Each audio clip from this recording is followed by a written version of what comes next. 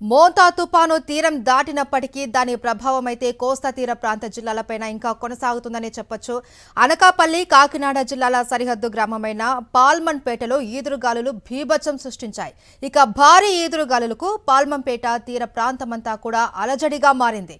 Right, చూస్తున్నాం పాల్మంపేటకు సంబంధించిన దృశ్యాలు కూడా. అలాగే సముద్రంలో కూడా ఆ కెరటాలు రాకాసి అలల్లాగా ఎగిసిపడుతూ ఉన్నాయి. అలాగే మరోవైపు చెట్లు కూడా గాలి తీవ్రతకు ఎలా ఊగుతూ ఉన్నాయని కూడా మనం చూస్తూ ఉన్నాం. ఇక పాల్మంపేట నుంచి మరింత సమాచారాన్ని మా ప్రతినిధి అనిల్ అందిస్తారు. మోంతా తుఫాను ప్రభావంతో కాకినాడ సమీపంలోని ప్రాంతాలన్నీ కూడా భారీ ఈదురుగాలులు వర్షపాతంతో దద్దరిల్లుతున్నాయి. ప్రస్తుతం పాల్మన్పేట బీచ్ సమీపంలో మనం ఉన్నాం.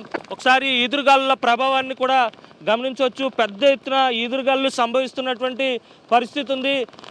చెట్లన్నీ కూడా బాగా ఊగిపోవడం, అలాగే ఇక్కడ ఉన్నటువంటి సమీప గ్రామాలన్నీ కూడా పూర్తిగా గాలికి దద్దరెళ్తున్నటువంటి పరిస్థితి ఉంది.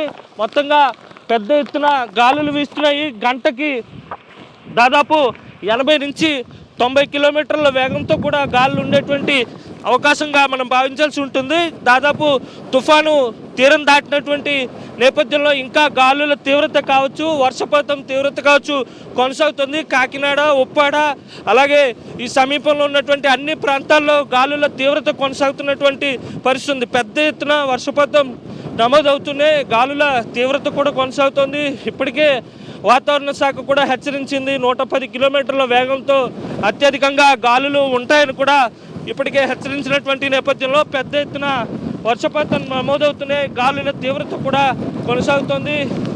తీర ప్రాంత ప్రజలు అత్యంత అప్రమత్తంగా ఉండాలని వాతావరణ శాఖ ముందు నుంచి హెచ్చరిస్తూనే వస్తుంది.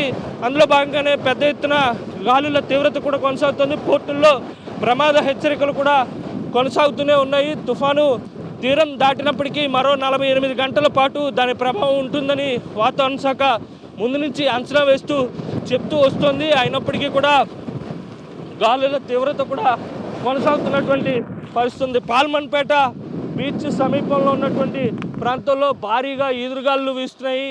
అలాగే కాకినాడకు సమీపంలో ఉన్నటువంటి అన్ని ప్రాంతాల్లో కూడా ఈదురుగాలుల తీవ్రత అనేది స్పష్టంగా కనిపిస్తుంది. మొత్తంగా చూస్తే కనుక తుఫాను తీరం దాటినప్పటికీ కూడా వర్షపాతం నమోదు కావడం, అలాగే గాలుల తీవ్రత కూడా కొనసాగుతుంది. తీరం దాటేటువంటి సమయంలో కానీ, తీరం దాటిన తర్వాత కానీ కాస్త తెరిపించినప్పటికీ కూడా ఇప్పుడు పూర్తిగా గాలుల తీవ్రత అనేది స్పష్టంగా కనిపిస్తుంది.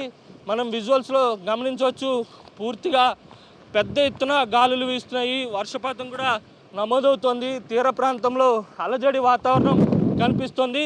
అయితే ఇంకొక మరికొన్ని గంటల పాటు ఈ గాలుల తీవ్రత కొనసాగేటువంటి అవకాశం కూడా కనిపిస్తున్నటువంటి నేపథ్యంలోనే ప్రజలంతా అప్రమత్తంగా ఉండాలని వాతావరణ శాఖ హెచ్చరిస్తుంది. పోర్టుల్లో ప్రమాద హెచ్చరికలు కూడా ఇంకా కొనసాగుతూనే ఉన్నాయి.